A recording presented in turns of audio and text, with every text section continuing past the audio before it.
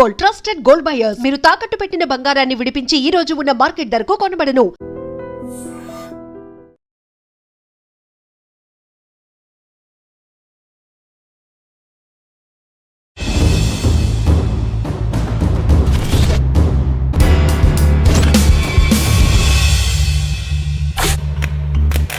Welcome to crime confessions.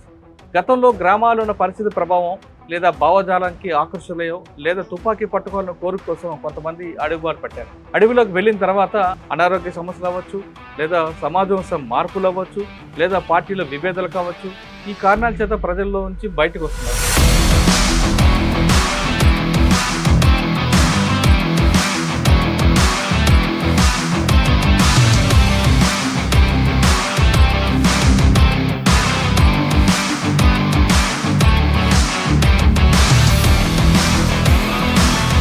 అలాంటి వారిని పరిచయం చేసే ఈ కార్యక్రమంలో ఈ వారం మన గెస్ట్ గిరిధర్ దాదాపు 20 సంవత్సరాల వరకు పార్టీలోనే పనిచేస్తారు. మీరు ఆ ప్రాంతంలో పనిచేస్తున్నప్పుడు మీరు చేసిన ఆపరేషన్ చెప్పండి. 15 నేను పోలీసు మీద చేసిన దాడులు ఉన్నాయి. దాంట్లో నా మీద జరిగిన దాడిలే 21 దాకా. మీరు 21 దాడులు తప్పించుకున్నారా? తప్పించుకున్నా. నేను పోలీసు వాళ్ళ మీద చేసిన సక్సెస్ దాడులు అంటే ఫస్ట్ ఇది ఐరి ప్రాంతంలో వస్తుంది, కోరేపల్లి అని. 4-5 చనిపోయిండు ఈ మా C60 జవాన్లు.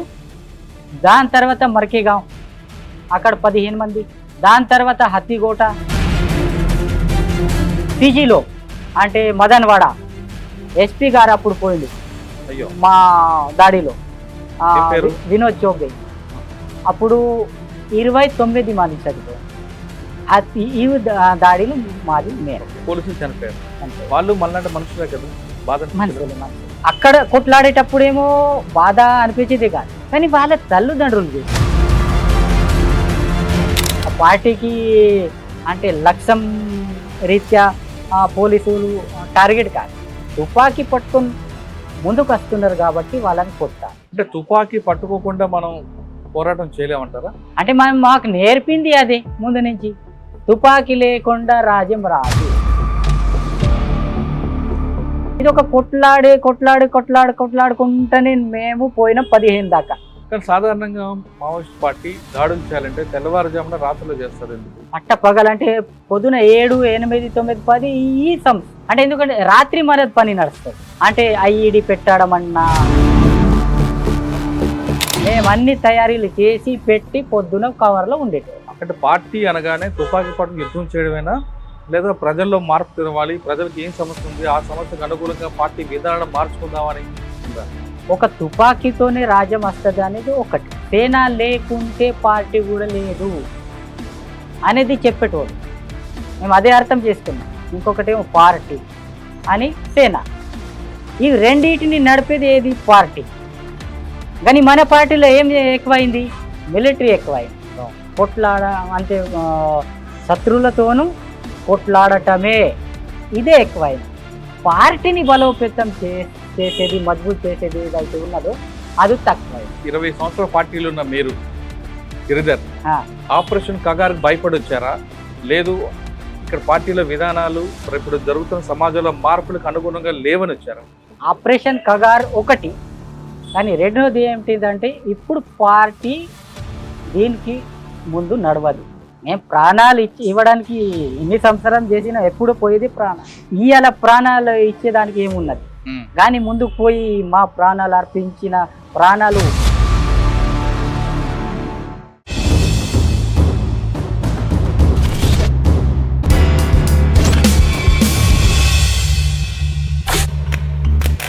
Welcome to crime confessions.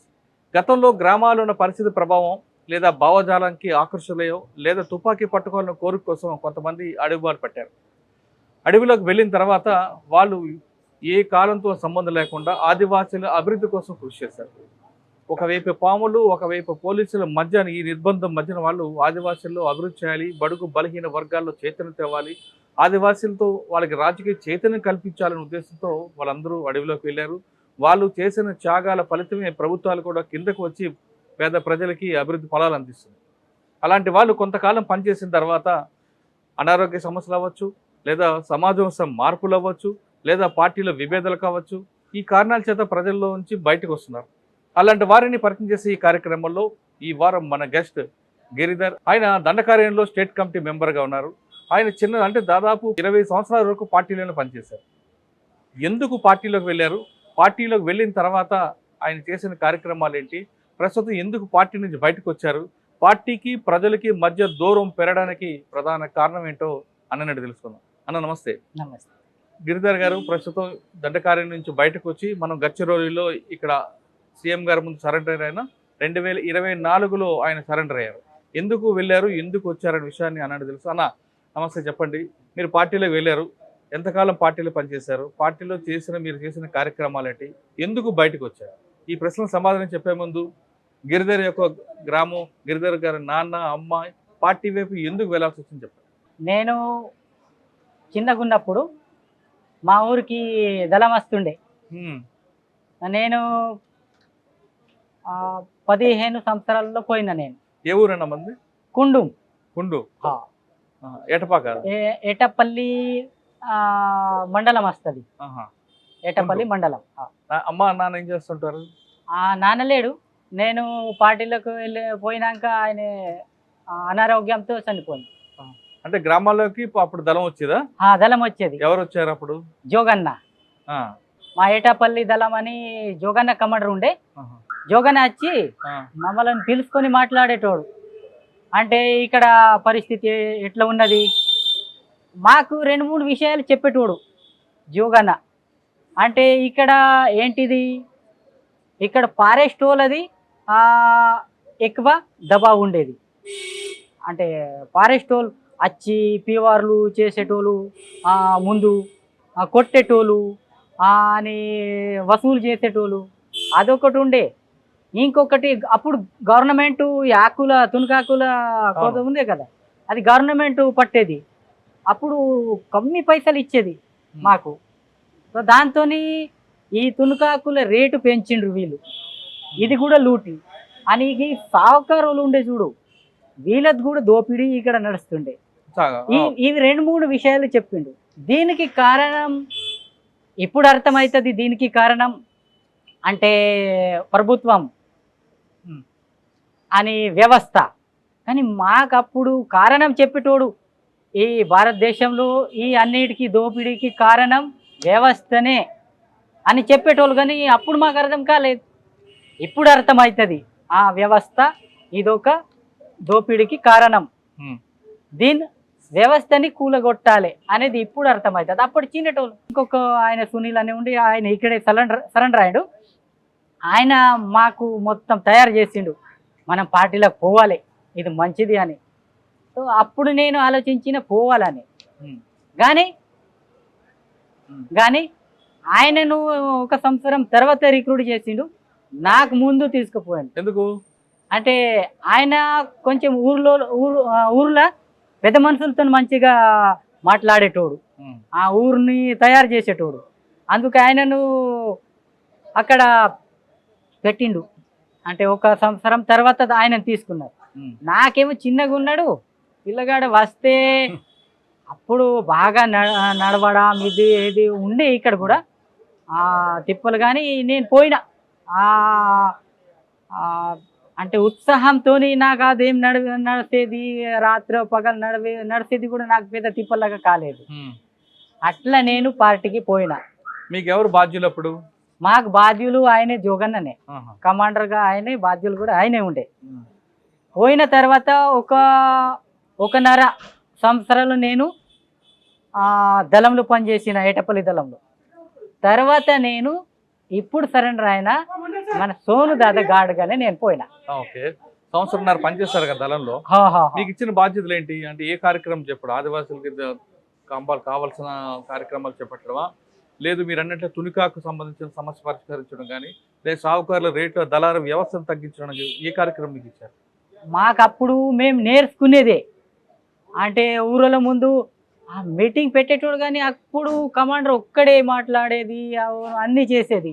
మిగతా వాళ్ళు కూడా మీటింగ్ చెప్పేటోళ్ళు, కానీ సీనియర్ ఎవరైతే పిఎంలు పార్టీ సభ్యుడు ఉంటారో వాళ్ళు చెప్పేటోళ్ళు. కానీ మేము కొత్త వాళ్ళం అప్పుడు ఒకన్నర సంవత్సరంలో అయింది అంతే. అందుకే మేము ప్రజల ముందు అట్లా సపరేట్గా ఒక్కంతోని ఇద్దరితోని పిల్లగాళ్ళతో మాట్లాడేటోళ్ళం. వాళ్ళకు కూడా ఇదే మాట చెప్పేటోళ్ళం, అంటే ఇది దోపిడీ సావుకారు వాళ్ళది, ఈ ఫారెస్ట్ వాళ్ళది, ఇది కూలగొట్టాలంటే మనం కూడా బందూకు పట్టాలి, తుపాకీ పట్టాలి, సర్కార్తోని పోలీసుతో కొట్లాడాలి, ఇది మాట చెప్పేటోళ్ళం అంతే. మీరు ఎప్పుడు పట్టుకున్నారు తుపాకీ? నేను పోయినప్పుడే తుపాకీ నాకు దొరికింది. కానీ నేర్పారా? అంటే నేను ఒక 2006 అప్పుడు నేను అంటే అంటే మిలిటరీ క్యాంప్లో పాల్గొన్నా. కానీ అప్పటిదాకా నేను రోజువారీ ఏదైతే దైనందిన కార్యక్రమం ఉంటుందో దాంట్లోనే నేను నేర్పించిండు మాకు మొత్తం. మిలిటరీలో ఎంతకాలం పనిచేశారు? నేను మిలిటరీలో అంటే సోను దగ్గర నేను 4 సంవత్సరాలు పనిచేసిన బడిగాడ్గా. తర్వాత నేను 2002లో బామ్రగఢ్కి వచ్చిన. అక్కడ నేను బామ్రగఢ్ దళం కమాండర్గా ఉండే. 2003 నుంచి నేను కమాండర్ ఉంటే 2007 దాకా నేను కమాండర్ ఉన్నా. 2007 తర్వాత నేను కంపెనీ 4 నంబర్కి పోయినా. అక్కడి నుంచి 15 దాకా నేను కంపెనీ కమాండర్గా ఉన్నా. తర్వాత 15 నేను కంపెనీ కమాండర్గా ఉన్నా. తర్వాత నాది అదే 2015 అప్పుడే నాది DKSZCలో ప్రమోట్ అయింది.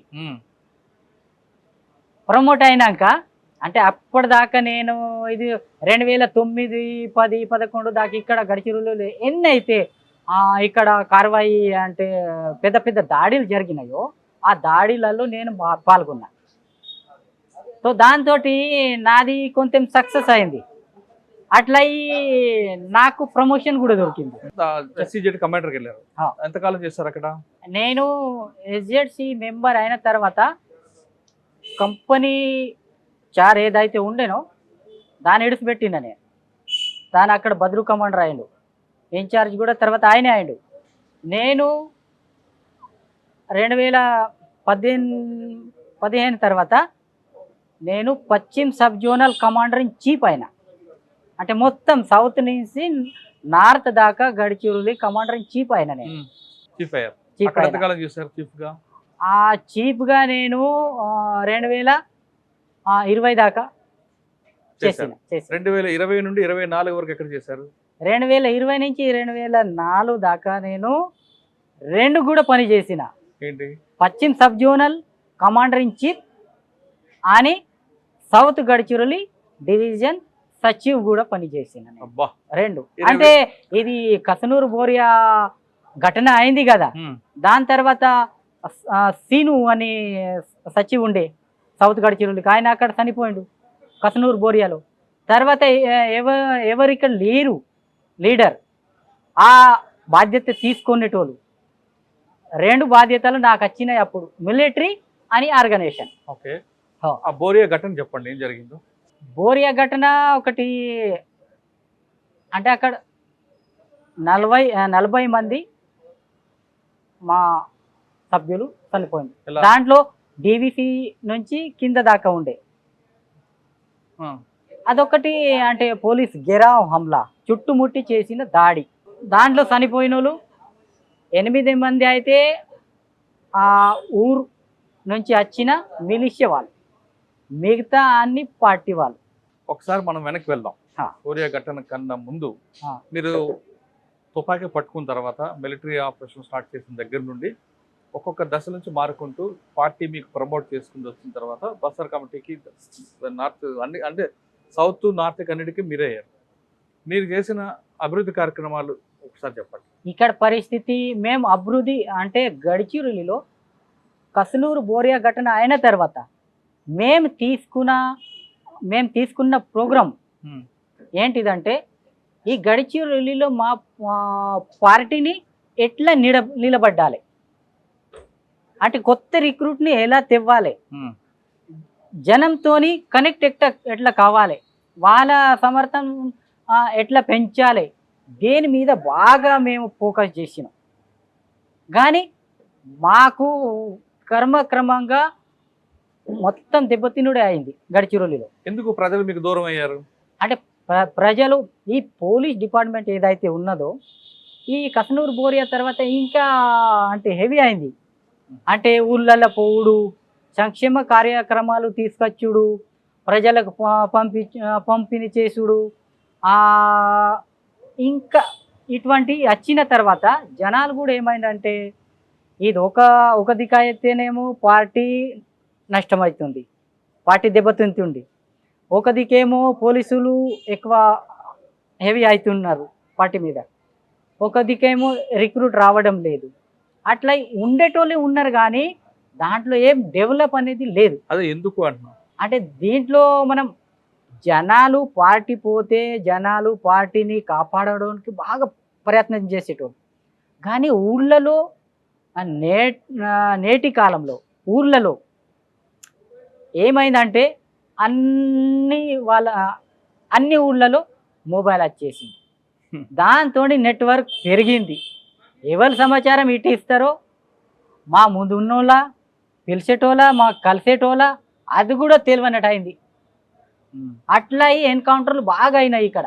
అంటే మొబైల్ రావడం వల్ల తగ్గిపోయింది అనుకోవచ్చా, లేదా ప్రభుత్వ పథకాలు గ్రామాలకు రావడం, రోడ్లు వేయడం, సెల్ ఫోన్లు రావడం, టీవీలు రావడం, కరెంట్ రావడం, హాస్పిటల్ రావడం, ఇవన్నీ ఆ డెవలప్మెంట్ రావబట్టి ప్రజలు ఏమైనా దూరం అయ్యారు అనుకోవచ్చా? అంటే అది కూడా అన్ని డిపార్ట్మెంట్లు పోలీసు డిపార్ట్మెంట్ నుంచి ఒక్క సివిక్ యాక్షన్ లేకుంటే దాదాలూర కిడికి అని ఇక్కడ ఉన్నది, అది ఒక్క ఏర్పాటు చేస్తే దాని కింద కృషి విభాగాలు, డెవలప్మెంట్ వాళ్ళు, ఈ మొత్తం ప్రాజెక్టులు మొత్తం వచ్చేటోళ్ళు అందరు తమ గురించి కార్యక్రమంలో మాట్లాడేటోళ్ళు, ఆహ్వానం చేసేటోళ్ళు, ఇచ్చేటోళ్ళు. ఇట్లా ఈ మన పార్టీకి జనత కూడా కొంచెం దూరం అయిండు జనాలు. అంటే పార్టీనేమో వీటిని అంటే జవాబు ఇచ్చి అది కాదు, ఇది అసలుది, ఇది చేయాలి, ఇది మేము చేపిస్తాం అనేది ఇన్ని సంవత్సరాలు అయింది కానీ మేము సక్సెస్ కాలేదు మా పార్టీ. ఇది ఒకటి పార్టీ ఫెయిల్యూర్. కానీ అప్పట్లో ఒక ఎస్పీ ఉండేవారు కుమార్ గారు అని, ఆయన ఆపరేషన్ ప్రస్తావన కార్యక్రమం పెట్టడం, ప్రజలకి దగ్గర అవ్వడం, హాస్పిటల్ కట్టించడం, రోడ్లు వేయించడం, అక్కడ ఉన్న ఆదివాసుల్లో నిరుద్యోగులు వాళ్ళందరికీ సిటీకి తీసుకురావడం, వాళ్ళు వాలీబాల్ ఆడి ఇటువంటి కార్యక్రమాలు బట్టి కూడా కొంత నష్టం జరిగింది అనుకోవచ్చు. దాంట్లోనే ఎక్కువ మంది అంటే పోలీస్ విభాగంతో అంటే వీళ్ళతోని ఇన్ఫార్మర్గా మారి అంటే సమాచారం ఇచ్చేటోళ్ళు ఇన్ఫార్మర్గా మారి తెలియదు పార్టీకి, ఊర్లలో ఎందరు ఉన్నారో తెలియదు. అట్లా నష్టపోయింది పార్టీ. ఈ నష్టం చూసి ఎవరైనా దగ్గరికి రావాలంటే కూడా కొంచెం ఆలోచిస్తారు కదా, పార్టీలోకి రిక్రూట్ కావాలంటే కూడా కొంచెం ఆలోచిస్తారు కదా, వెనక ముందు అవుతారు, మీరే సచ్చుతున్నారు అని ఈ అన్నీ జరుగుతుండగా ఏమైంది, ఒకటి వాపస్ వచ్చుడు అంటే సరెండర్లు కూడా అంతే నడిచినాయి, మీరే వాపస్ పోతున్నారు, మేమెందుకు రావడం, ఇది కూడా ఒక ప్రశ్న వచ్చింది ఇక్కడ ప్రజల్లోనా. ఓకే, మనం ఒకసారి వెనక్కి వెళ్దాం. మీరు సోను అలియాస్ వేణుగోపాల్ గారికి బాడీ గార్డ్గా ఉన్నారు. ఫస్ట్ టైం ఆయన కలిసినప్పుడు ఆయనతో అనుబంధం ఎలాగుంటుంది, ఆయనతో సాన్నిధ్యం ఎలాగుంటుంది, ఆయన ఏ విధంగా ఉండేవారు, ఆయన ఐడియాలజీ ఎలాగుంటుంది, కేవలం పోలిట్ బ్యూరో మెంబర్గానే మాట్లాడేవారా లేదా మిలిటరీ ఆపరేషన్ కూడా చెప్పేవారా? సోను దాదా ఎక్కువ అంటే మాస్ బేస్లో ఎక్కువ మాకు చెప్పేటోడు. ఆయన మిలిటరీ యాంగిల్లో ఎక్కువ అంటే అన్ని రకాలుగా చెప్పేటోడు. కానీ ఆయన ఎక్కువ అంటేనేమో మా గడిచిరోలిని గైడ్ కూడా చేసిండు. ఆయన గడిచిరోలి ఉద్యమం ఏదైతే ఉందో అది ముందు నుంచి ఇప్పటిదాకా ఆయన గైడ్ కూడా చేసిండు. ఆయన ఎట్లా ప్రజలకి పోవాలి, ప్రజలతో ఎట్లా ఉండాలి, మా కార్యక్రమాలు ఎట్లా తీసుకుపోవాలి, ఎట్లా అమలు పరచాలి, ఇది ఎక్కువ చెప్పేటోళ్ళు. నేటి పరిస్థితి మా కార్యక్రమం ఎట్లా దీన్ని ప్రజలలో పోవాలి అంటే పార్టీ గుప్త పార్టీ ఉంటేనే అంటే గోపనీయత ఏమంటారు సీక్రెట్ పార్టీ ఉంటేనే మనం బతకగలుగుతాం. లేకుంటే మేము తుపాకులు పట్టుకొని కొట్లాడతాం, అందరు తుపాకే పట్టుకోవాలి, ఊర్లలో ఎవరు పార్టీ సభ్యులు ఉండద్దు, సంఘటన అంతా లేకుండా కూడా నడుస్తుంది అన్నట్టు ఉంటే మాత్రం మేము ప్రజల నుంచి వేరే అవుతాం. అందుకే మేము ఎక్కువ అంటే దేని మీద కేంద్రీకరణ చేయాలి? మిలిటరీ దాడులలో ఎక్కువ కేంద్రీకరణ చేయొద్దు. ఎక్కువ మనం పార్టీని బలోపేతం చేసే పని చేయాలి. ఇది 2020 తర్వాత జాదా ఎక్కువ అంటే సోనుదాద్ ఇక్కడ కేంద్రీకరణ ఇచ్చిండు దీని మీద. 2020కి ముందు సోనుదాదాతో మీరు ఉన్నారు కదా, ఎక్కడెక్కడ తిరిగారు ఆ ప్రాంతంలో? అంటే నేను ఆయనతోనే ఉన్నది 2002 నుంచి ముందు, కానీ ఇప్పుడు వచ్చే వరకు కూడా నేను ఆయనతో ఉన్నా. వచ్చే వరకు కూడా ఆయనతోనే ఉన్నా. అంటే ఇక్కడ ఇన్ఛార్జ్గా నేను, ఆయన గడిచిరోళ్ళని చూసేటోడు కూడా ఆయనే. కాబట్టి నేను పోయేటోనా, కలిసేటోనా, వచ్చేటోనా, ఆయన మార్గదర్శనం ఇచ్చేటోడు. ఏదైనా నాకు అర్థం కాకుంటే సోనుదాదా వ్యవహారం ఎట్లా అంటే కొత్త సభ్యుడు కూడా నాకు ఇది తెలియదు, అర్థమైతే లేదు, నీ చిట్టి రాసిన కూడా ఆయనకు జవాబు ఇచ్చేటోడు. ఎవరు అడిగినా ఆయనకు చెప్పేటోడు, సంజాయించి. నాకు దీని జవాబు నా దగ్గర లేదు అనేటోడు కాదు. ఆయన్నే గుర్తు చేసి, అరే అప్పుడు నీది ప్రశ్న ఉండే కదా, రా కూర్చో అని చెప్పేటోడు. ఏగో ఇట్లా చేయాలి. ఆయన దక్షిణ బస్తర్ ఉండని, లేకుంటే నార్త్ బస్తర్ ఉండని, గడిచిరోలు ఉండని, ఆయనకు బరాబర్ ప్రశ్న అడిగితే లెటర్లోనే ఆయనకు రాసి పంపిస్తే ఆయన పంపించోడు. సోనుదాదా కేవలం సభ్యులతోనే అలా ఉండేవారా, లేదా ప్రజలతో కూడా అదే విధంగా ఉండేవారు? ప్రజలతోనే కూడా అదే విధంగా ఉండేది. ప్రజలు ఎలా సోనుదాదాను ఆదరించేవారు? ఇక్కడ ప్రజలంటే సోనుదాదాకి కొందరేమో ఆయనకు ముఖాముఖిగా చూడలేదు, కానీ ముందు నుంచి తెలుసు భూపతి అనేది తెలుసు. ఈ ఐరి అని పెరుమిల్ దికైతే భూపతి అనేది తెలుసు ఇక్కడ గడిచిరోళ్ళు మొత్తం. ఇప్పుడు సోనుదాదా అనేది కూడా తెలుసు అందరికి. సోనుదాదా అంటే భూపతి, వివేక్ తెలియదు ఎవరికి. నాకు కూడా ఇప్పుడే వివేక్ అనేది, కానీ సోనుదాదా, భూపతి ఇవి రెండు అయితే పక్క. మీరు ఆ ప్రాంతంలో పనిచేస్తున్నప్పుడు మీరు చేసిన ఆపరేషన్ చెప్పండి. ఏ ప్రాంతంలో? మీ అజ్ఞాతంలో ఉన్నప్పుడు మీరు చేసిన ఆపరేషన్ కూడా ఉన్నాయి కదా పోలీసుల మీద, అవి చెప్పండి. 15 ఘటనలు, 15 నేను పోలీసు మీద చేసిన దాడులు ఉన్నాయి. దాంట్లో 5-6 అయితే సక్సెస్ ఉన్నాయి. 5-6 సక్సెస్ ఉన్నాయి. నా మీద జరిగిన దాడిలే 21 దాకా ఉన్నాయి. మీరు 21 దాడులు తప్పించుకున్నారా? తప్పించుకున్నా నేను. 5-6 సక్సెస్ దాడులు చేశారు కదా, 5-6 సక్సెస్ దాడిలో బాగా గుర్తుంది ఒకటి, మీరు తప్పించుకున్న దాడిలో ఒకటి రెండు చెప్పండి. అంటే పోలీసు వాళ్ళ మీద చేసిన సక్సెస్ దాడులు అంటే ఫస్ట్ ఇది ఐరి ప్రాంతంలో వస్తుంది కోరేపల్లి అని, అక్కడ మేము C60 మీద ఫస్ట్ చేసిన దాడి. 4-5 చనిపోయిండు ఈ మా C60 జవాన్లు. దాని తర్వాత మర్కేగాం, అక్కడ 15 మంది. దాని తర్వాత హత్తిగోట, అక్కడ 16 మంది. దాని తర్వాత లహరి, అక్కడ 17 మంది. అదే సంవత్సరంలో మేము చేసిన సిజిలో అంటే మదన్వాడ ఎస్పీ గారు అప్పుడు పోయిండు మా దాడిలో, వినోద్ చౌబే. అప్పుడు 29 మంది చనిపోయింది. ఈ దాడిలో మాది మేము. ఇన్ని దాడులు చేశారు కదా, పోలీసులు చనిపోయారు. వాళ్ళు మళ్ళీ మనుషులే కదా, మనుషులు. అప్పుడు బాధ అనిపించేది. అక్కడ కొట్లాడేటప్పుడేమో బాధ అనిపించేది కాదు, కానీ వాళ్ళ తల్లిదండ్రులు చూస్తే, వాళ్ళ ఇంటోళ్ళు చూస్తే, వాళ్ళ ఊరోళ్ళని చూస్తే, వాళ్ళ ఇంటోళ్ళు తల్లిదండ్రులు వాళ్ళ యొక్క ఇంటర్వ్యూ కానీ వస్తే వాళ్ళు చెప్పేది అందరు అంటే విరోధి కాదు. పోలీసు వాళ్ళు ఎవరే ఆ పార్టీకి అంటే లక్ష్యం రీత్యా పోలీసులు టార్గెట్ కాదు, కానీ బందుకు అంటే తుపాకీ పట్టుకొని ముందుకు వస్తున్నారు కాబట్టి వాళ్ళని కొట్టాలి. కానీ పార్టీకి అంటే హత్యారు కూడా కావాలి. వీళ్ళని పోలీసు వాళ్ళని కొడితేనే హత్యారు దొరుకుతుంది, అది మన సంపత్తి. ఇట్లనే పార్టీ పెరుగుతుంది, మన సేన పెరుగుతుంది, మనం మజబూత్ అవుతాం. ఈ రకంగా మేము ఆలోచించాం. అంటే తుపాకీ పట్టుకోకుండా మనం పోరాటం చేయలేమంటారా? అంటే మాకు నేర్పింది అదే ముందు నుంచి, తుపాకీ లేకుండా రాజ్యం రాదు. తుపాకీ గొట్టంతోనే రాజ్యం వస్తుంది ఇదే నేర్పిండు. కాబట్టి మాకు అది ఈ బాకీ అంటే మిగతా స్టడీ లేదు మనకి. బాకీ కొందరికి ఉండొచ్చునేమో, కానీ నాకైతేనేమో మిగతా ఇది సంవిధాన్ కాన్స్టిట్యూషన్, మిగతా ఇటు అటు ఇది పొలిటికల్ ఈ విషయాలు బయటి విషయాలు తక్కువనే.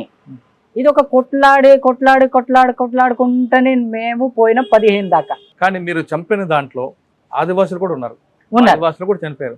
మీరు వాళ్ళ మీద దాడి చేసి చంపితే ఆదివాసులు మీకెందుకు సపోర్ట్ చేస్తారు? అంటే జనాలు కూడా అనేటోళ్ళు, అంటే ఒక రకంగా జనాలు కూడా పోలీసులు అంటే ఏమంటారు, పార్టీ వైపు ఉన్నప్పుడు అంటే పార్టీ మంచి పరిస్థితిలో పార్టీ ఉన్నప్పుడు జనాలు కూడా ఏమంటారు అంటే, జనాలు అది తప్పే కావచ్చు కానీ నిజంగా చెప్తున్నా నేను, జనాలు కూడా ఏమంటారంటే వాళ్ళని చంపిన మంచి చేసిండ్రు అంటారు. ఇవాళ పరిస్థితిలో అట్లా అనలేరు. కానీ ఆ పరిస్థితిలో మాది చేయి పైనుండే, పోలీసు చేయి కిండుండే, అట్లా ఇదే మా పార్టీ అన్నాడు. జనాలకు కూడా అర్థమైంది. మీకు ప్రజలు అడిగారు కాబట్టి మీరు చంపకుండా వెళ్ళారు. మీకు ప్రజల నుంచి భోజనం అది వచ్చేది ఆ టైంకి? అన్ని సపోర్టు ప్రజలు సపోర్ట్ చేసినాకనే మా దాడి సక్సెస్ అవుతుండే. తర్వాత ఎన్ని కొంబింగ్లు చేసినాక మేము తప్పించుకున్నాం. మీరు చెప్పిన ఎస్పీ గారు దాడి ఒకసారి వివరించండి. ఆయన ఎందుకు వచ్చారు, ఎలాగ వచ్చారు, మీరు ఎలాగ రెక్కి వేశారు? మేము రెక్కి అంటే రోడ్లో కూర్చున్నాం. ఆయన వస్తారని తెలుసా మీకు? తెలియదు. ఆయన వస్తారని తెలియదు, చనిపోయినా కూడా మాకు తెలియదు. న్యూస్లో మేము చూసినాం, వినోద్ చోపే ఒక ఎస్పీ ఆయన కూడా ఇక్కడ చనిపోయిండు అని అప్పుడు మాకు అర్థమైంది. అంటే బంతపాత్ర పేల్చారా? లేదు, ఫైరింగ్లోనే మొత్తం కాల్పుల్లోనే. ఓకే, ఎస్పీ గారు దాన్ని దాడి చేశారు. కానీ ఎప్పుడైనా ఇటువంటి యుద్ధంలో ప్రాణ నష్టం జరిగిన తర్వాత చింతించడం ఉందా మీకు? తప్పు చేశామని అని. వాళ్ళ కుటుంబాలు, వాళ్ళకి తల్లిదండ్రులు ఉంటారు, వాళ్ళు కేవలం రాజ్యంలో ఒక భాగం అంతే. మీరు ఆయుధం పట్టుకున్నారు కాబట్టి వాళ్ళు అడవులోకి వచ్చారు, మీరు ఆయుధాలు పట్టుకోకపోతే అడవులోకి రారు. ఈ మధ్యన సంఘర్షణలో వాళ్ళు చనిపోవడం, వాళ్ళ కుటుంబాలు రోడ్డు మీద పడడం అనేది మీరు ఎప్పుడు బాధపడలేదు? ఇప్పుడు అనిపిస్తుంది కానీ ముందు అట్లా అనిపించలేదు.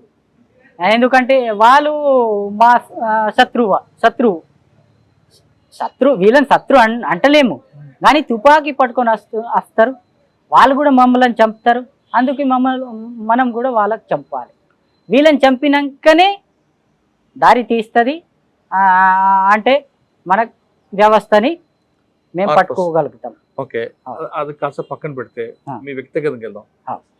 చిన్నప్పుడే బయటకు వచ్చి పార్టీలకు వచ్చారు. వచ్చిన తర్వాత ఇంటి వైపు ఎప్పుడు వెళ్ళాలని అనిపించలేదు? అమ్మా నాన్న గుర్తు రాలేదా మీకు? నాకు అట్లా గుర్తొస్తుండే కానీ వెళ్ళాలని గుర్తు రాలే ఎప్పుడే.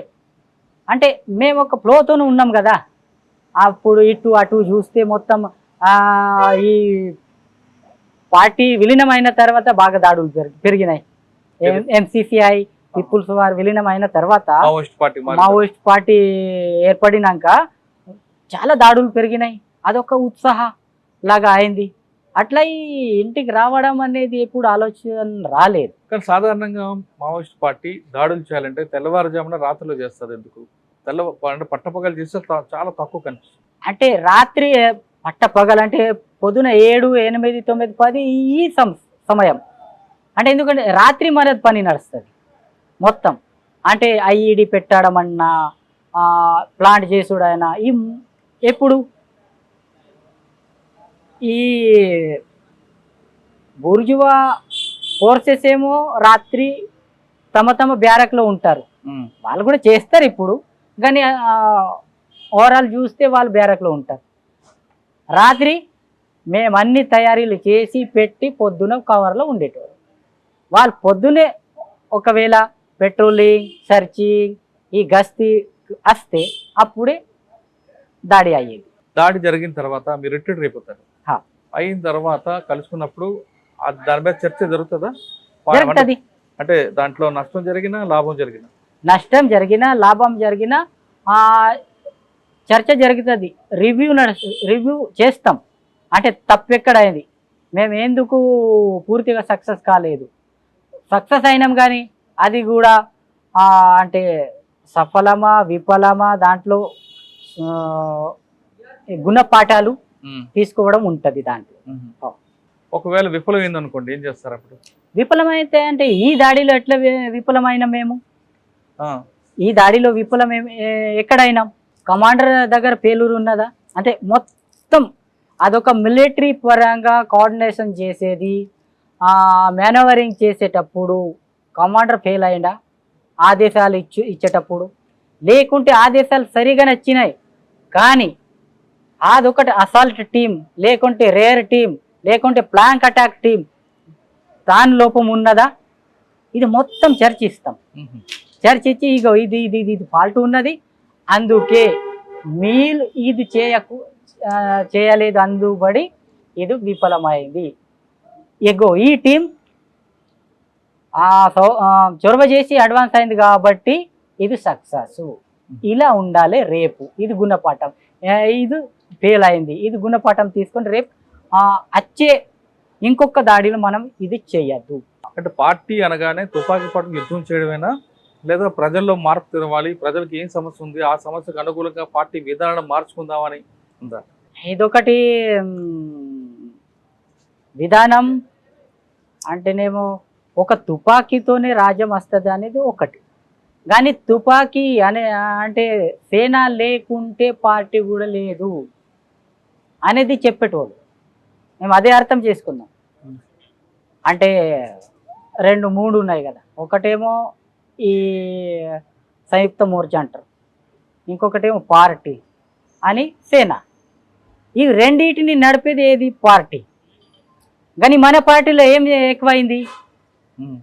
మన పార్టీలో ఎక్కువ ఏదైంది? మిలిటరీ ఎక్కువైంది. కొట్లాడ అంటే శత్రువులతోనూ కొట్లాడటమే, ఇదే ఎక్కువైంది. పార్టీని బలోపేతం చేసేది, మజబూత్ చేసేది ఏదైతే ఉన్నదో అది తక్కువైంది. పార్టీ దండకారణ్యంలో జనతన సర్కారును ప్రారంభించారు. అవును, అది తొలినాల్లో ఒక పద్ధతిగా నడిచింది. క్రమేపీ దాంట్లో విభేదాలు రావడం, ఒకటే లైన్ ఎంచుకోవడం, మీరు ఆధార్ కార్డు తీసుకోవద్దని కొంతమందికి ఆదివాసులు చెప్పడం, దాంతోపాటు మీ దగ్గర చదువుకునే వాళ్ళకి 5వ క్లాస్ వరకు చదువుకుంటే సిటీలోకి వస్తే వాళ్ళకి ప్రభుత్వం తిరస్కరించడం, ఇవన్నీ చూసాక ఏమనిపించింది? అది అంటే మాకొక వ్యవస్థ లేదు, ఎక్కడ వ్యవస్థ ఏర్పడలేదు. కానీ అదొకటి ఏమో మజ్బూత్గా ఉన్న వ్యవస్థ, అది మాకు వ్యవస్థ లేదు. వ్యవస్థ లేదు కానీ మా ఆలోచనలు, పార్టీ ఆలోచనలు ఎట్లుండేనంటే మేము మొత్తం ఇది బస్తర్ కానీ గడిచెలులు కానీ దండకారణ్ అంతా మేమే నడిపిస్తున్నాం, ఇక్కడ మా ప్రభుత్వమే నడుస్తుంది అన్నట్టు గైడెన్స్ ఇచ్చేది. అట్లా గైడెన్స్ ఇచ్చారు, కరెక్ట్గా నడిచింది, మీదే నడిచిందా? నడవలేదు. ఇక్కడ నడుస్తుంది. ఇక్కడ ఒక్క పంచాయతీలో, ఒక్క జనతన్ సర్కారులో ఒక స్కూల్ పెడితే 5 వరకు చదివిండ్రు అనుకో, 5-6 వరకు కూడా చదివించినాం. కానీ ఆయనకు సర్టిఫికెట్ ఇచ్చేటోళ్ళు ఇవ్వాలి. ఆయన బయట పోతే ఆయనకి మళ్ళీ ఫస్ట్ నుంచి స్టార్ట్ చేయాలి. ఈ స్కూల్కి ఎక్కడనే పర్మిషన్ లేదు కదా, దీనికి అంటే దీనికి జగనే లేదు. ఇది కూడా సమస్యనే. నేటి పరిస్థితిలో ఆధార్ కార్డు లేకుండా నువ్వు ఎక్కడ తిరగలేవు. ఈ పరిస్థితిలో పార్టీ ఆధార్ కార్డు చేయొద్దంటే ఊరోళ్ళు పోతారు, అరెస్ట్ అవుతారు. నీ ఆధార్ కార్డు లేదు కదా, నీ మిలిష పని చేస్తున్నావా, పార్టీ పని చేస్తున్నావా, అరెస్టులు అవుతారు. ఇట్లా ఎన్నో విషయాలు ఉన్నాయి ఇట్లా పార్టీలో. ఇంకోటి చెప్పండి, మొబైల్ కూడా తెవ్వద్దు, కొనుక్కోవద్దు ఊరోళ్ళు. మా పంచాయతీ వాళ్ళు, ఇది గట్టి పంచాయతీ, గట్టిగా పంచాయతీ ఉన్నది, మాది నడుస్తుంది ఇక్కడ సర్కారా. అందుకే మొబైల్ వస్తే సమాచారం ఇస్తారు పోలీసు వాళ్ళకు, ఏమని మేము పట్టుకోలేము, అందుకే మొబైలే తేవద్దు. ఇట్లా కూడా నడిచింది. కానీ ఎవరిని ఆపుతాం? మీరు ఉండబట్టి వైద్యం కూడా, వైద్య సదుపాయాలు లేక చాలా మంది ఆదివాసులు ఇబ్బంది పడ్డారు, వాస్తవం కాదా? వైద్యం అంటే నేను పార్టీ ఎప్పుడు ఆపలేదు. సర్కార్ ఏదైతే ప్రభుత్వం తెస్తుందో దాన్ని ఆపలేదు అని పార్టీ తరఫు నుంచి కూడా వైద్యం ఇచ్చింది. సోనుతో కాకుండా ఎవరితో మీకు అనుబంధం ఉంది? సిసి వాళ్ళు అంటే దేవాజీ కావచ్చు, కోసా కావచ్చు, ఇప్పుడు రాజుదాదా కావచ్చు, వీళ్ళందరితో పరిచయం. మీ మీద కూడా దాడులు జరిగి తప్పించుకున్నారు కదా, ఒక దాడి గురించి చెప్పండి. మా మీద దాడి జరిగిందంటే ఆ, ఇక్కడ పెర్మిలి ఏరియాలో కాసెంపల్లి అని ఉన్నది, అక్కడ దాడి జరిగింది మా మీద. ఎలా తప్పించుకున్నారు మరి? మేము వాళ్ళని కొట్టుకోవాలని తిరిగినాం కానీ మా ఒక కమాండర్ చనిపోయింది అక్కడ, లాల్ సుగావడే అని. దాని తర్వాత మేము వెనుకకు వచ్చినాం, అదొకటి నష్టమైంది. మీరు చాలా కాలం పార్టీలో ఉన్నారు కదా, పార్టీలో నుంచి రావాలని మీరు ముందు అనుకున్నారా, సోను ముందు అనుకున్నారా? లేదు, మేమే. సోనుకు తెలియదు. నేను పర్సనల్గా నేను అనుకున్నా, తర్వాత నేను నా భార్య సంగీతను కూడా చెప్పిన, మేము ఇద్దరం అనుకున్నాం ఎప్పుడు ఇక్కడ ఉండలేము, ఈ ఇప్పుడు క్రాంతి పేరుతో మేము కొట్లాడుతున్నాం కానీ చనిపోయినా కానీ ముందుకు పోయినాక ఇది మా అంటే ఏదైతే మేము షహాదతులు అంటే మేము మా చేస్తున్నాము షహాదతులు, ఇవి ముందు పోయి పని చేస్తాయా మిగతా వాళ్ళకి కాదు. ఇప్పుడు ఇది మాతో కాదు, మేము ఆలోచించిన మాకు అర్థమైంది ఇది ఎట్లయినా రేపు సరెండర్ అవుతుంది, లేకుంటే మేము చనిపోతాం. అందుకే మేము లొంగిపోదామని ఆలోచించి వచ్చినాం. పార్టీలో చాలా మంది అంటారు లొంగిపోవడం కన్నా అరెస్ట్ ముఖ్యమా, లొంగిపోవడం ముఖ్యమా అంటారు. మరి మీ రెండిట్లో లొంగిపోవడం ఎందుకు ఎంచుకున్నారు? అంటే అరెస్ట్ అవ్వడం అంటే పార్టీలో ఉన్నట్టేనా, అందుకే మేము లొంగిపోయినాం. లొంగిపోతే మేము ఆలోచించినాం లొంగిపోవడానికి ఈ భారతదేశం ప్రభుత్వం కింద మేము ఒక సాధారణ నాగరికగా బతకాలి అనుకొని వచ్చినాం. అట్లా అనుకోలేని వాళ్ళు అరెస్ట్. ఈ విషయాన్ని సోను దాదాకి చెప్పారా? చెప్పలేదు. ఏమన్నారు? చెప్పలేదు. మరి ఆయన చెప్పకుండా వచ్చారా బయటికి? ఆయన ఇప్పుడు ఆయన వచ్చింది విషయం తెలియదు. అంటే మీరు బయటకు వచ్చాక ఆయనతో టచ్ లో ఉన్నారా? లేదు లేదు. మరి ఆయన వస్తారన్న విషయం మీకు ఎలా తెలుసు? ఇప్పుడే సరెండర్ చూపించిండు, ఇయ్యలే నిన్న తెలిసింది అంతే. అప్పటిదాకా ఫోన్ వస్తాడని తెలియదు కానీ బయట వార్తలు ఏవైతే నడుస్తున్నాయో అవి. ఆయన వస్తారన్న విషయం తెలుసు కానీ మీరు వస్తున్నాడు ఆయనకు చెప్పలేదు. సరే, వచ్చారు. కొంతమంది మీరు బయటకు వచ్చిన తర్వాత బయటకు వచ్చారు కాబట్టి ఆయన ప్రలోభాలు లొంగిపోయాడు, పార్టీ ద్రోహి అని అంటారు. అప్పుడు మీరేమంటారు? నాకు కూడా ద్రోహి అని స్టేట్మెంట్లు ఇచ్చిండ్రు కదా మీ మీద, మీ గురించి మా మీద కూడా ఇచ్చిండ్రు. మీకు ద్రోహి అంటే ఏమంటారు? నేను ద్రోహి కాదు కానీ పార్టీ అదొకటి, పార్టీలో ఎవరైనా లొంగిపోతే మేము ఏం నష్టం చేయలేదు పార్టీకి. తుపాకీ కూడా తేయలే, పైసలు తేయలే, ఏంటి మేము ఇద్దరం పోదాం, సరెండర్ వద్దాం, మేము బతుకుదాం మా వంతగా అంతే. ఇదే ఆలోచనతో వచ్చినాం కానీ మాకు పై క్యాడర్ కాబట్టి ద్రోహి అని చెప్పింది. అంటే మీరు దాదాపు 48 సంవత్సరాలు ఉన్నారు పార్టీలో 28 సంవత్సరాలు. 28 సంవత్సరాల పార్టీలో ప్రజల కోసం పనిచేస్తారు కదా, మీరు బయటకు వచ్చారు, మీ వయసులో సగం అంతా దానికి పార్టీకే ఇచ్చారు. ఇప్పుడు మీరు చేయడానికి ఉందా అనుకుంటారా? మీకు వాళ్ళ మీద నిలబెట్టచ్చా మీరు? నిలబడచ్చు. ఇప్పుడు అంటే ప్రభుత్వం, పోలీస్ డిపార్ట్మెంట్ మాకు ఏదైతే మద్దతు ఇచ్చిందో, మా అవార్డు ఏదైతే ఉన్నదో అది ఇచ్చింది. ఆ ఇల్లు కూడా చూపిస్తుంది. చూపించగానే మేము ఇల్లు కూడా కడతాం అవే పైసలతోని. ఇంకా రేపు ఏం చేయాలో మా బతకడం కోసం అది మేము ఆలోచిస్తాం. ఓకే, కానీ 20 సంవత్సరాల పార్టీలో ఉన్న మీరు గిరిధర్ ఆపరేషన్ కగార్కి భయపడి వచ్చారా, లేదు ఇక్కడ పార్టీలో విధానాలు ఇప్పుడు జరుగుతున్న సమాజంలో మార్పులకు అనుగుణంగా లేవని వచ్చారా? అంటే ఆపరేషన్ కగార్ ఒకటి, కానీ రెండోది ఏమిటిదంటే ఇప్పుడు పార్టీ దీనికి ముందు నడవదు. మేము ప్రాణాలు ఇవ్వడానికి ఎన్ని సంవత్సరం చేసినా ఎప్పుడు పోయేది ప్రాణాలు ఇవాళ ప్రాణాలు ఇచ్చేదానికి ఏమున్నది కానీ ముందుకు పోయి మా ప్రాణాలు అర్పించిన ప్రాణాలు పనికి వస్తాయా? రావు. ఇట్లనే కొట్లాడుతూ బంగాల్ అట్లనే అయిపోయింది, తెలంగాణ అట్లనే అయిపోయింది, ఇప్పుడు డీకే కూడా అట్లనే అయిపోతుంది. ఏం పనికి రానట్టు మాకు అర్థమైంది. ఇప్పుడు సోను వచ్చిన తర్వాత పార్టీ ఇంకా అక్కడ ఉంటుందంటారా? గచ్చిరోలి కానీ, దండకార్యం కానీ, అబోజ్మడ ప్రాంతాల్లో పార్టీకి నష్టం జరిగిందంటారు. అంటే ఈ 3 డివిజన్లు అంటే నార్త్ బస్తర్, మా డివిజన్, గడిచిరోలి అయితే డివిజన్ కమిటీ వాళ్ళే మొత్తం మేము సరెండర్ అవుతామని ఇచ్చాను. ఇవాళ రేపు సరెండర్ అవుతారు కావచ్చు వాళ్ళు కూడా. అటు మిగతా వాళ్ళు ఇటు వచ్చిండు, ఎవరు లేరు, కొందరు ఉండొచ్చు, ఉన్నారు. వాళ్ళు కూడా ఆలోచించాలి, రావాలి, ఉండలేరు వాళ్ళు కూడా. కానీ సోను ఆయుధాలు విడిచిపెట్టుకుని ఒక లెటర్ ఇచ్చారు అభయ్ పేరు మీద. అది సోను వ్యక్తిగత అభిప్రాయం, పార్టీకి సంబంధం లేదు అని ఇంకొక వర్గం ముందుకు వచ్చింది. అది ఎంతవరకు వాస్తవం అంటారు? అది మొత్తం తెలియదు నాకు. మీరేం చెప్తారు పార్టీలో మిగిలిన అడవిలో ఉన్న మిగతా సోదరులందరికీ రమ్మంటారా, అక్కడే ఉండి సాయుధ పోరాటం చేయమంటారా? లేదు అందరికి మేము రమ్మంటాం. నేను ముందు నుంచి కూడా అందరికి నేను రావాలని అనుకుంటున్నాను. అందరు వస్తేనే మంచిది. సోనుదాద కూడా రావాలని ఉండేది మాది కోరిక. అయ్యాల అది సోనుదాద మా ముందు సరెండర్ అయ్యడానికి వచ్చిండు, మంచిగా అయింది. మాకు ఎంత ఖుషిగా ఉన్నది. మొత్తం మీద తీసుకుంటే భారతదేశంలో కానీ సమాజంలో జరుగుతున్న సమస్యలు గుర్తించుకుంటా పార్టీ పాత పందాలను వెళ్ళబట్టే ప్రజలకి పార్టీకి మధ్య దూరం వచ్చిందంటున్నారు గిరిధర్. ఆయన సాయుధ పోరాటమే కాదు, ప్రజల్లో మార్పు తేవాలంటే మరో మార్గం ఉందంటూ ఆయన గుర్తించిన ఆయన తుపాకీ విడిచిపెట్టి అతని భార్యతో పాటు వచ్చి పోలీసుల ముందు, గచ్చిరోలి పోలీసుల ముందు సరెండర్ అయ్యారు. దాదాపు సంవత్సరం నుంచి వాళ్ళందరూ ఉన్నారు. వాళ్ళ కాళ్ళ మీద నిలబడ్డ విధంగా వాళ్ళ ప్రభుత్వం కూడా సహకరిస్తుంది. ముఖ్యంగా మహారాష్ట్ర ప్రభుత్వం సరెండర్ పాలసీ బాగా ఇంప్లిమెంట్ చేయడం, గచ్చిరోలిలో సరెండర్ కాలనీ అంటే కాలనీ కట్టి ఎవరైతే సరెండర్ అవుతున్నారో వాళ్ళందరికీ పునరావాసం కల్పించడం అనేది వాళ్ళ కాళ్ళ మీద వాళ్ళే నిలబడే విధంగా ప్రభుత్వం కూడా చర్య తీసుకుంది. కాబట్టి ఖచ్చితంగా వీళ్ళందరూ మాజీలందరూ కూడా వాళ్ళకి ఎలాంటి లోటుపాటు లేకుండా ఉంటారనే విషయం చాలా స్పష్టమవుతుంది.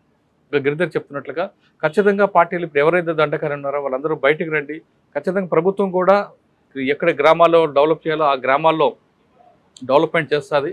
కానీ అక్కడే ఉండి కొట్లాడడం వల్ల ఎవరు మనకి నష్టం లేదు, నష్టం జరుగుతుంది. అదేవిధంగా మనం నమ్ముకున్న ఆదివాసీలు కూడా నష్టం జరిగే అవకాశం ఉందంటూ గిరిధర్ చెప్తున్నారు. ముఖ్యంగా తీసుకుంటే మహారాష్ట్ర ప్రభుత్వం తీసుకున్న సరెండర్ పాలసీ బాగా ఇంప్లిమెంట్ అవుతుంది. ఆపరేషన్ కగార్ అనేది మార్చి 31కి ముందే పూర్తిగా పార్టీ అక్కడ అంటే దండకార్యం కానీ అబుజ్మడ్ కానీ సౌత్ నార్త్ బస్తర్లో పూర్తిగా కనుమరుగు అయ్యే అవకాశం ఉందన్న విషయం చాలా స్పష్టంగా చెప్తుంది. ఇక మరోవైపు ఇతని ఎవరు సోను బాడీ గార్డు గుండా గిరిధర్ కూడా వచ్చారు కాబట్టి సోను కూడా వచ్చారు. ఇంకా మెయిన్ పార్టీకి పెద్ద దెబ్బ జరిగింది. అంటే ఇప్పట్లో కోలుకోని విధంగా మావోయిస్ట్ పార్టీ ఉన్నదన్న విషయం చాలా స్పష్టంగా తెలుస్తుంది. ఇది గిరిధర్తో ఎక్స్క్లూజింటారు. మరో వారం మరో గెస్ట్తో మళ్ళీ కలుద్దాం. అంతవరకు నమస్తే. థ్యాంక్ యూ అన్న. Thank you very much. Take comrade. And for more videos, Please subscribe to iDream. Please subscribe to iDream. Please subscribe iDream. And please subscribe to iDream. For more videos, subscribe to iDream. please like, share and subscribe to the channel. Congratulations, iDream. Subscribe to iDream. Subscribe to iDream. So subscribe to iDream Media. iDream ki iDream team andarki huge congratulations. Please subscribe iDream Media. Please subscribe to iDream. Subscribe iDream. Please subscribe to iDream. iDream అంటే నా కళల ఛానల్ను subscribe చేసుకున్న నోరు తిరుగుతలేదు. మీరైతే గంట గుర్తు కొట్టండి. For more such videos, please subscribe to iDream. Subscribe to iDream. Please subscribe to iDream. Please subscribe iDream Media. Please do subscribe to iDream. Please subscribe to iDream Media. For best entertainment and information, please subscribe iDream. And don't forget to subscribe to iDream.